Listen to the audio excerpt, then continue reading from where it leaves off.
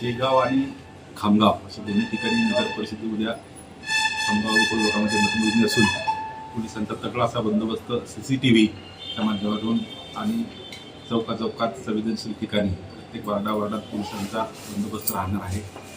सर्व उमेदवारांना आपण 168 प्रमाणे नोटीस देण्यात आहोत आणि माननीय जिल्हाधिकारी साहेब यांचे जमाबंदीचे आदेश लागू असून कोणालाही मिरवणूक तसेच DJ वाजवण्यास परवानगी नाही। सर काही नियमाचं उल्लंघन झालं काय कारवाई होणार?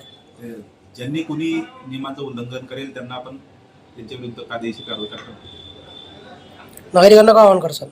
नागरिकांना आव्हान हेच की आपण आजची जी काही इलेक्शन झालेलं आहे शांततेत सर्वीकडे मतदान झालेलं आहे। उद्याही मतमोजणी शांततेत होणार आहे। आपला पोलिसांचा बंदोबस्त राहणारच आहे। तर शक्यतो कारण आपण रस्त्याने जे जलम नाका ते जो मेन रोड आहे तो बंद केलेला आहे, त्यामुळे काम असेल तरच घराच्या बाहेर निघावे, अन्यथा घरीच थांबा।